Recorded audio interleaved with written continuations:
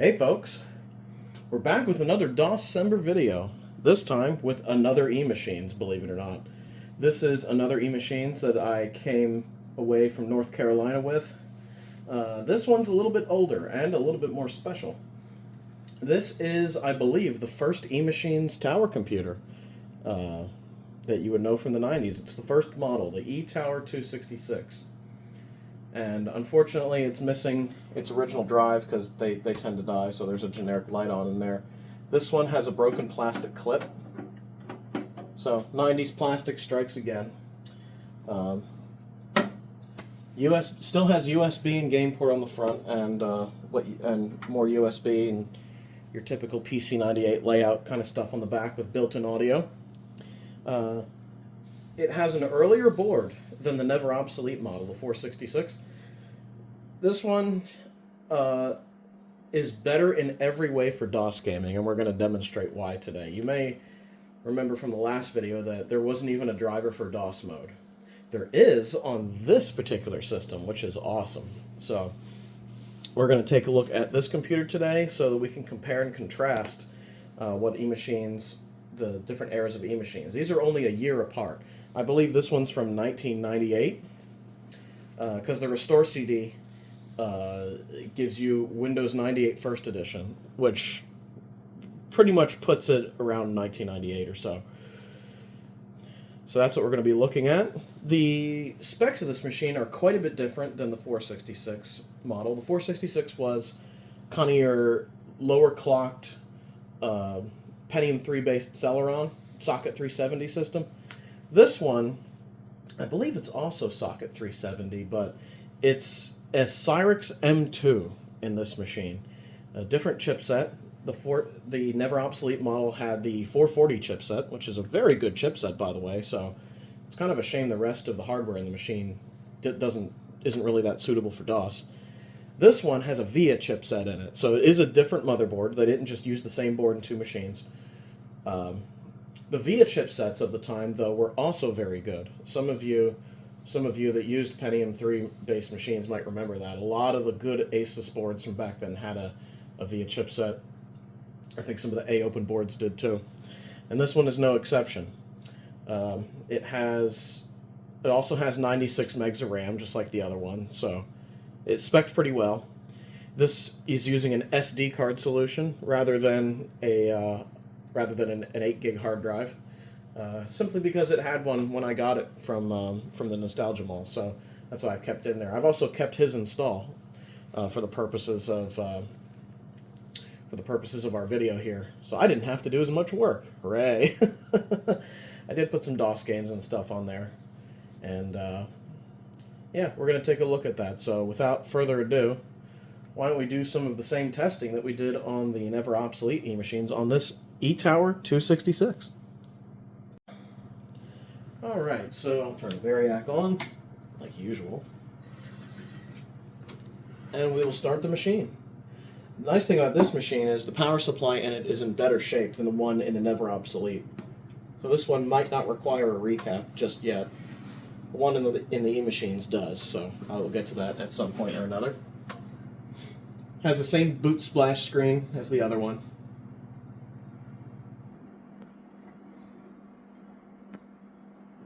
Let me just make sure the volume's up. It is.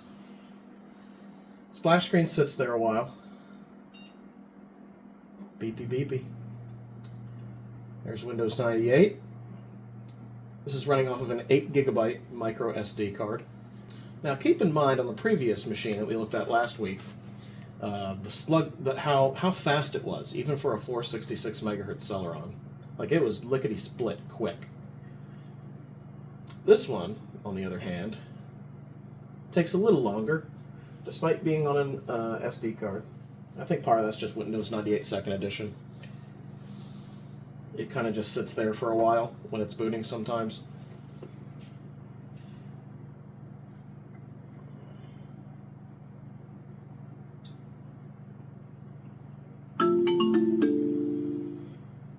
There you go. This is another factory install. The Nostalgia Mall put this on this SD card, and he upgraded the factory image from Windows 98 First Edition to Second Edition. And it's been pretty stable so far, so that's a good thing. As you can see, it says it's his install. There you go. It's the Cyrix M2, 96 megs of RAM here. Now, if I go into, is Everest on here? I think I put Everest on this machine. I believe it's in here. Yep, there it is. We can look at the basic specs. Now, in the last video, I forgot to show the chipset of the never obsolete machine. That was, but it was a Intel 440 chipset. Just to summarize that. There, it's Windows 98 Second Edition. It sees it as a Cyrix 486 SLC/E 200 MHz PR233. So it's a Cyrix M2. Looks like the motherboard is Tri-Gem. eMachines used a lot of Tri-Gem hardware back in these days. And it uses the VIA VT82C598 Apollo MVP3. It's the third MVP in the Apollo. You can see the graphics card is different. It uses the Rage 2C AGP, ATI 3D Rage 2C. This one does seem to behave a little better in DOS. One of our tests for that will be Warcraft 2 and Blood, of course. I think I just used Blood last time because Warcraft 2 refused to run or something like that. So a lot of VIA hardware in here, but despite that sounding cheap, the VIA hardware in this system is actually very good. It wasn't quite the cheap budget stuff that we're used to now.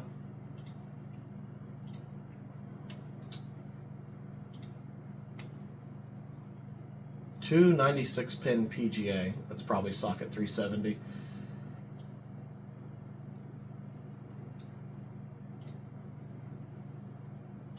Not a lot of stuff not supported. It does support MMX. Does support wow, not a whole lot. So this being a budget machine of the time, it was probably built to a price point to, you know, that magic sort of below $1,000 price point. It sacrificed the hardware a little bit, but I don't think it did too much. Like, a lot of stuff will still work. Pods on here. You can still use it to do your word processing and be productive. This has Microsoft Works on it. So you can still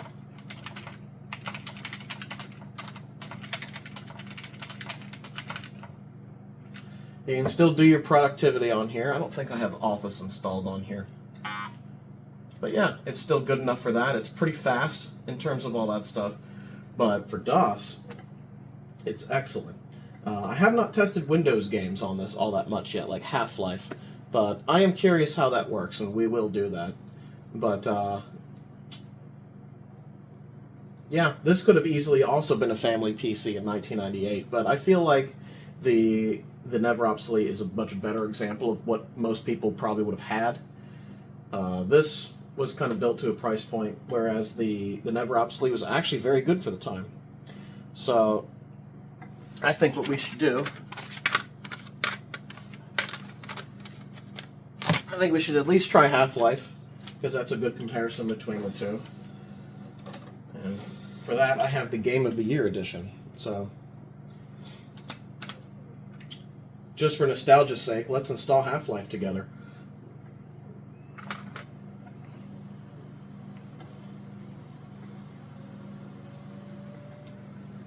This will probably bring back memories for a lot of people.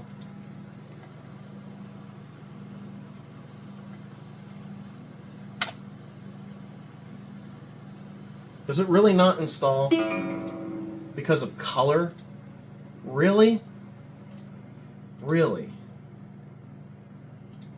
What about 16-bit color? Will you install now? Can I show some cool stuff now? Here we go.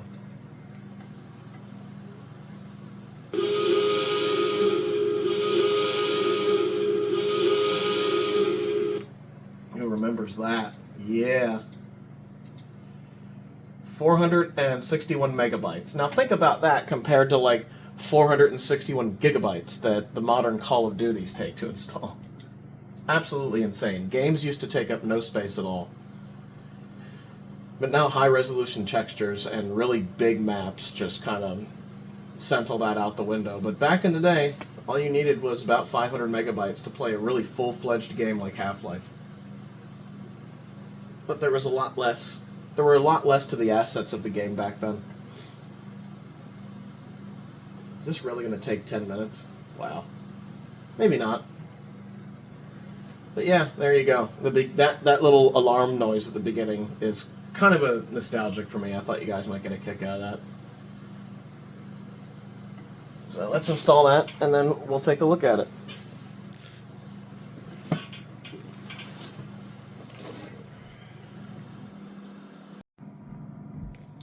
Alright, I got Half-Life installed, a few other things installed. So let's give it the Half-Life test, where we just go through the beginning of the game. And we go through that room where there's a lot of stuff going on, just like last time.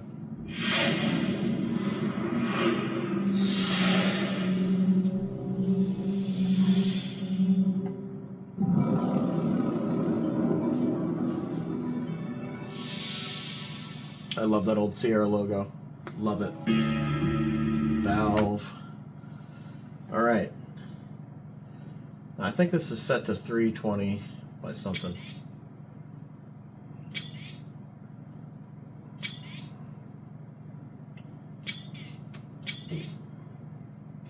Yeah, it's set to 400 by 300 software rendering.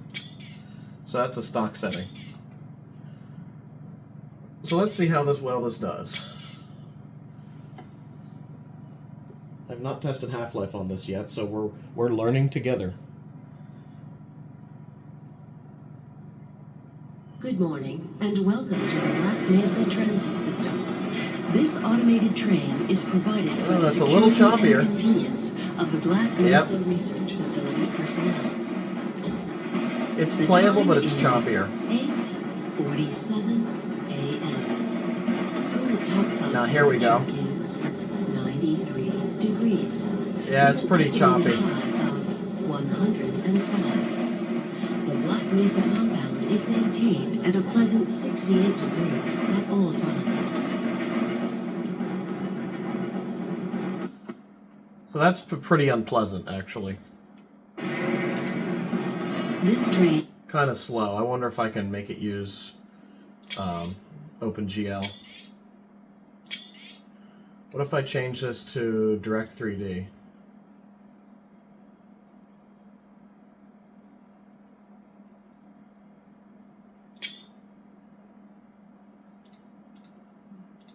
Alright, well let's try Direct 3D and see if it works.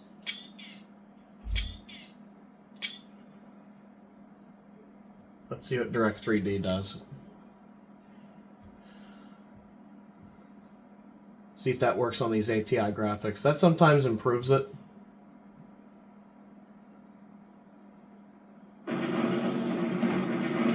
Oh, that's worse. That's a lot worse. Ooh. Greg Coomer. Wow, that looks really bad. So what if we change it to OpenGL instead? Does OpenGL run any better? It might. We'll see. Oh, OpenGL does not work on this card. So then it actually runs better in software. That is funny. So I guess the bottleneck here really is the CPU more than anything else. Because the graphics card's not that good, obviously. Rage 2C, I mean, it's budget as budget gets for 1998. If I just do new, will that fix it? Yeah, there we go. Good morning, and welcome to the Black Mesa Transit System. And now we're back this automated train in software mode, and it's a lot better. It's so much better in software mode, but it's still not that great. So, a machine this cheap, not great for a game like Half-Life, but games like Age of Empires 2 and Warcraft 2 run great on here. Here's Warcraft 2. Both those run fine. Like, you're not going to have much of an issue with RTS games. And there's a lot of stuff on the screen. It might lag, but that just kind of gives you a general idea. Comparing Half-Life on one machine versus the other is really enough to show you that there's quite a stark difference between the two CPUs. Like, the CPU is bottlenecking a lot of this. And that's to be expected. It's a Cyrix M2. So I think we need to go to DOS mode and check out the DOS games. Now, pay attention when we reboot here. Notice all this. There's a Crystalware driver for DOS. So for Windows games, it's a little slow, but for DOS games, it is great, and you'll see why very soon. So all the usual suspects here are going to work. Something like Tyrion, my favorite DOS game at the moment. It has Christmas mode, so we need to check out Christmas mode.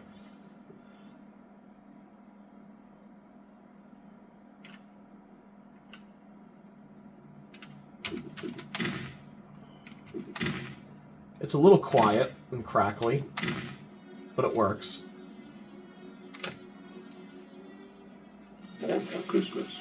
Christmas. Look at that! You got candy canes as weapons. How cool is that? I love when games used to do stuff like this.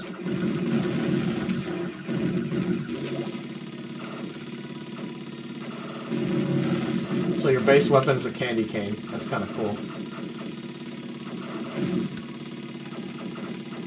They don't do that with games anymore. Just have like little Christmas bonus modes and things like that.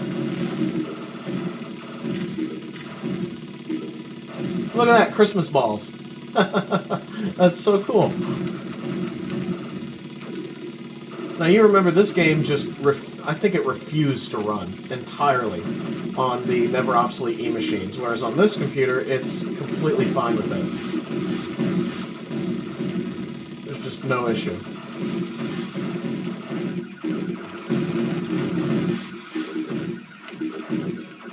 No issue whatsoever. And that makes a really budget system like this actually a great DOS gaming machine. So as boring and mundane and crap as it might look, it's actually really good for something like this. Because DOS games, there are a lot of really good DOS games. This is just an example.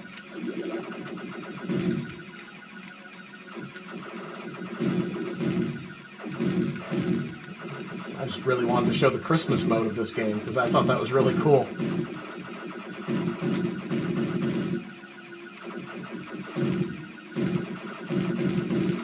So for DOS gaming, a machine like this, from 1998, mind you, with fairly dated hardware for the time, well, maybe not dated, but definitely budget. I don't know how dated this stuff is.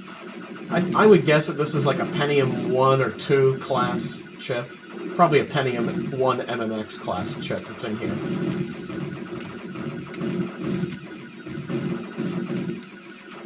But it's great for this stuff. It's like just as good as the Packard Bell, really. Sound could be better. That's the one thing, that's the one drawback to these machines. The sound is a little bit of a problem. Do I have blood on here? I don't think I do. So we'll come back to Warcraft 2, because Warcraft 2 is a game that refuses to run in a lot of ATI cards, so we'll launch that probably towards the end. But other games that you would expect to work will work, like Commander Keen 4. Notice how there's no jerky movement on this particular ATI chip. It's a lot less of an issue. It's very smooth movement. There's no jerky crap in the title. So it's an ATI card, but it's one that seems to work okay with DOS. So maybe the Rage 2C is better than the 3D ones. Even despite having that Mach 64 backend, it's just not as good. I shouldn't say backend, I should say underpinnings. There you go. Look at this movement. It's smooth movement. So this is already proving to be 1,000% better than the never obsolete version of this. Works great. The only thing is the sound is really quiet, and I haven't fixed that yet. So let's test Doom 2, because Doom 2 is one of my favorite of all time, greatest of all time DOS games.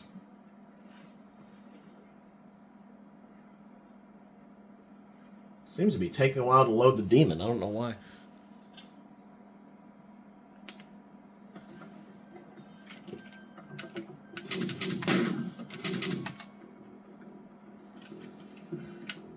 All right. It's pretty smooth movement for DOS. I can still do all this. Still do all my killing, thrilling and killing and collecting all the stuff. Near.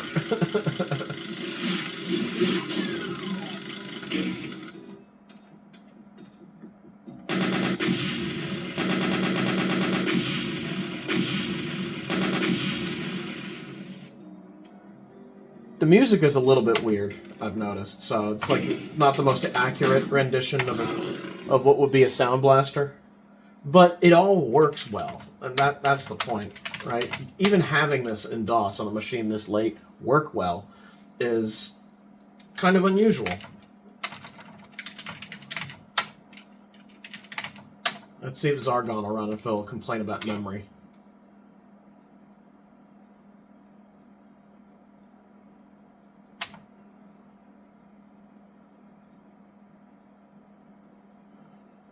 Uh-oh. Did we have a crash? No! It works! Zargon works. And you've seen how picky this game is. It doesn't run on a lot of hardware. It runs fine on the eMachines now.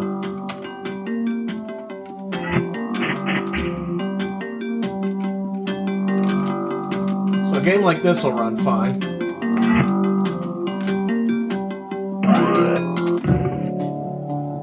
And the Sound Blaster sound effects seem fine.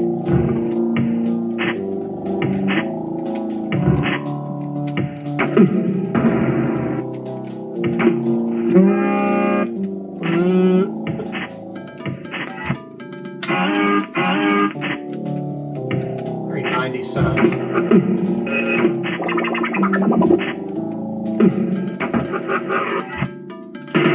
Presents. I wish these text boxes would go away. They're really annoying.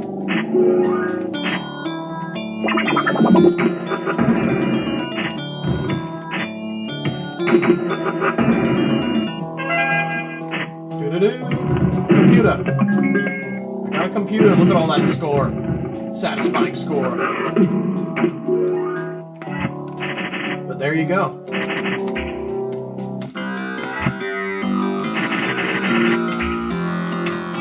There you go. That's a game that is really picky and sometimes doesn't run properly. Same with Tyrion, and they both work on this system.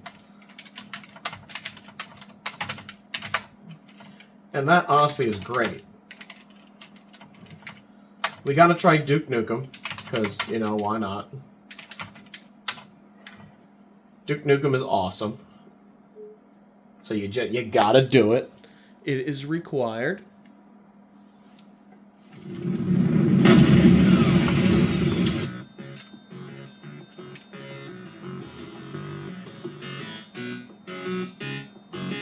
Music sounds alright.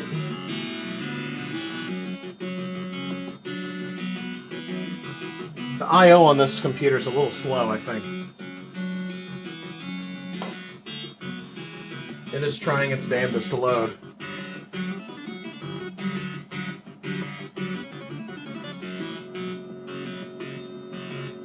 Good God, that was slow. Oh. That's I/O. Yeah, piece of cake. Yeah, piece of cake, yeah. Dang, those aliens bastards in the paper shooting up my drive. Still runs fine. Seems like the I/O is a little off. I don't know why. That might just be the SD card. That might just be a slow SD card. I don't know. But it all seems to work. Come get some. Yeah. Pretty smooth frame rate here. Let God sort him out. So that works fine. The I/O's a little slow. I don't know if that's like the computer or if it's the SD card. It could be either one, but it seems like there's some I/O stuff going on there. What's another one that is a little picky? Oh, I do have Blood on here, so we can see if Blood likes this ATI card at all. Let's see if it has an issue like we had last time, where we had the Brady Bunch thing going on. Monolith.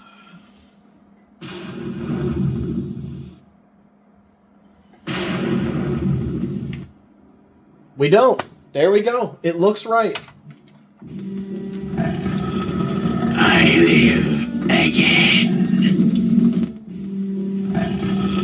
I live again. Some of these games are really quiet, some of them are really loud. This one, wow, look how smooth that is. I forget how to use my thing. Oh, you can use WASD in this game.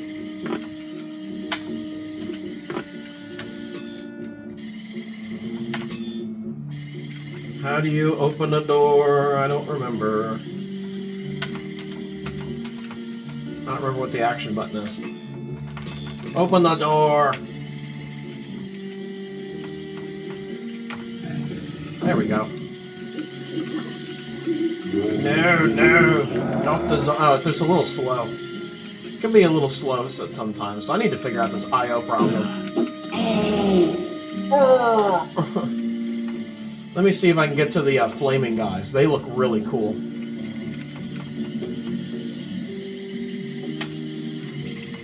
Check out these flaming guys.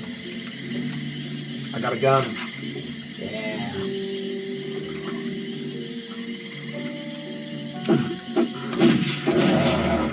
Get wrecked.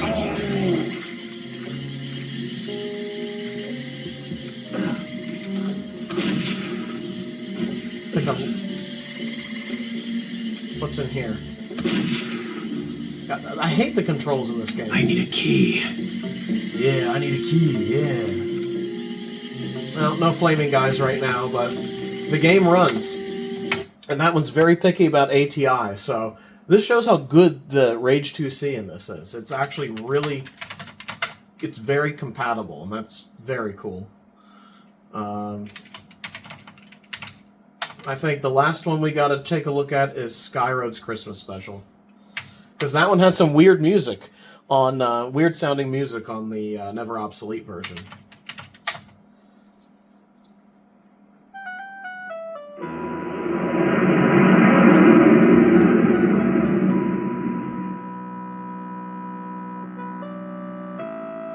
That sounds pretty close to normal. Ooh. That sounds a bit weird.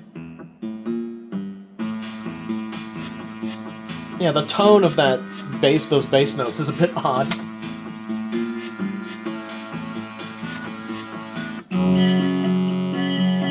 This sounds pretty good. Sounds right.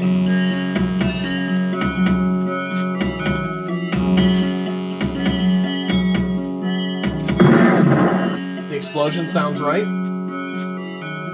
Doesn't sound like a weird noise like it did on the previous machine, the Never Obsolete eMachines.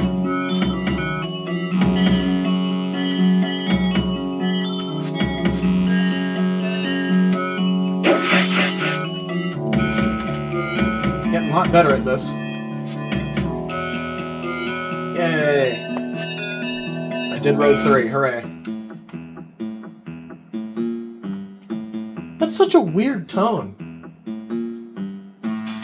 How weird. It sounded worse on the other machine, but that sounds a bit odd, actually. What about something like Wolfenstein 3D? Maybe we'll make that the last game. That was originally going to be it, but it's getting interesting. Let's try Wolf 3D. That sounds so much more normal than the other machine. Oh. Oh. There's some weird crackling in there.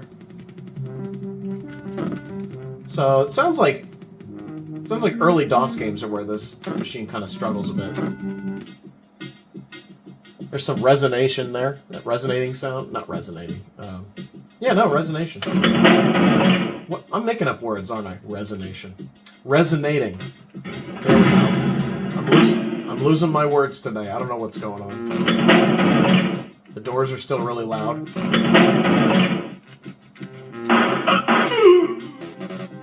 Sound effects are okay.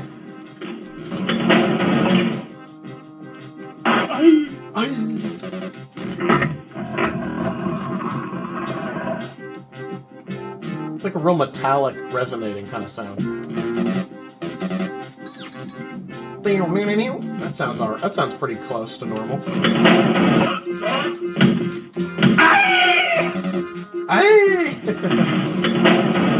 Now what about picking up the gold? That sounds right. Yeah, that's...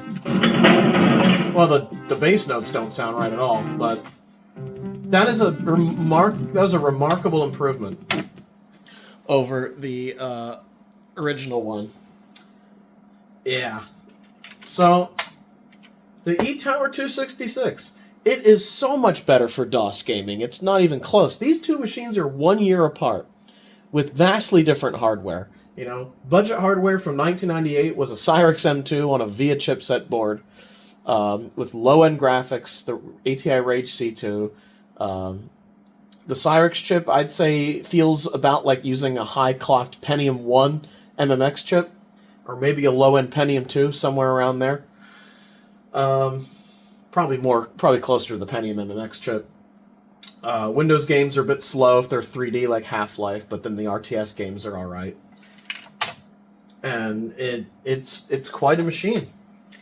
It is quite a machine for DOS gaming. So, a budget machine. eMachines really got this one right out of the gate with its DOS compatibility. It is great for that. So, if you got this in '98 and still had a bunch of DOS games from like a previous Windows 3.1 machine, you can still play them all, for the most part. And that's a great thing. You know, a machine like this would have been great for someone making that transition. And you'd still be able to do things like access the internet, use newer hardware, play Windows 95 era games, such as Firefight from the last video and things like that. It's remarkably good for such a budget machine. And in the days of retro computing sort of having a height, it's actually more useful than the never obsolete machines is just for the DOS compatibility alone. So if you wanted to make something like this your primary DOS machine, I think you could do it. For Windows stuff, I'm not so sure, but for DOS, absolutely. Alright, it was taking like 80 years to try load Windows, so I don't think the Win command worked. But the last game I want to take a look at is Warcraft 2. We had an example in the last video. We tried BusyTown. I think that worked. BusyTown is one of those sort of hybrid DOS Windows crossover kind of deals that I have. I thought we'd use a different example this time. Warcraft 2. It's sort of in that hybrid Windows MS-DOS kind of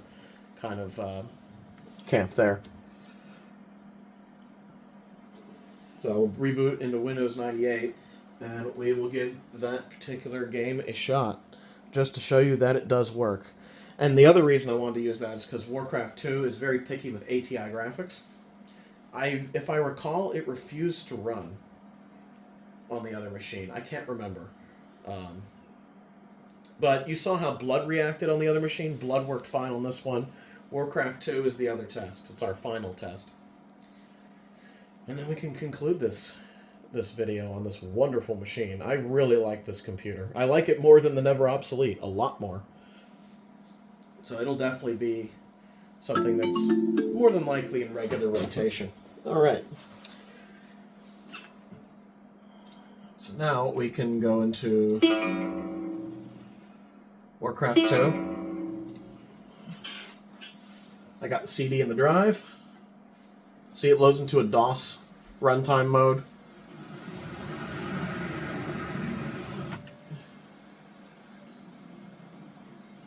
There you go, it runs. The sound is a bit odd. I don't know if you can really hear it. Let's do a human campaign.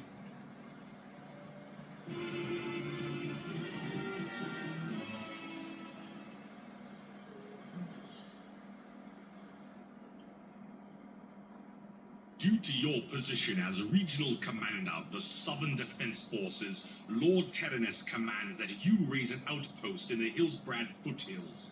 It is rumored that Orcish marauders have been raiding coastal Moving the towns mouse, in the wow, area, that took a but while to whether load. these attacks... This might have worked on the other machine, now that I think about it. I forget. I'm sure y'all comment and tell me whether I'm wrong or not. But, Warcraft 2, man. Look at that. It runs perfectly fine. So you can enjoy RTS games on a system like this without too much of an issue.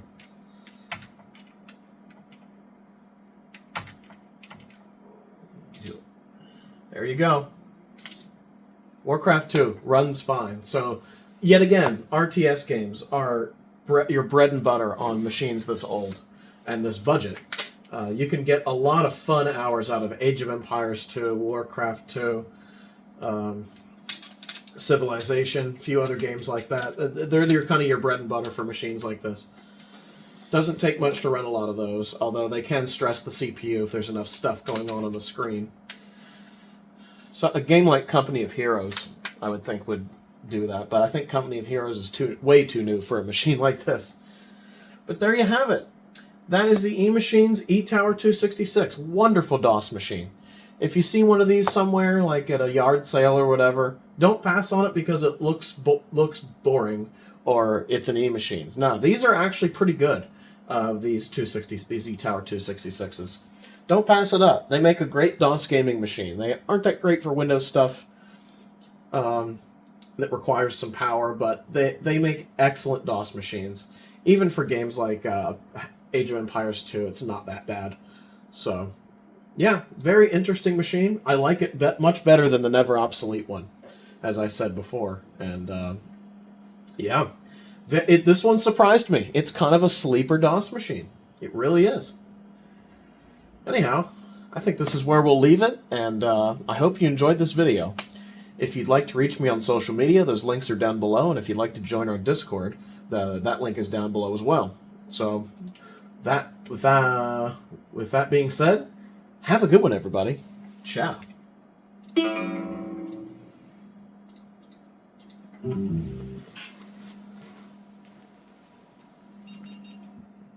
Beep, beep, beep.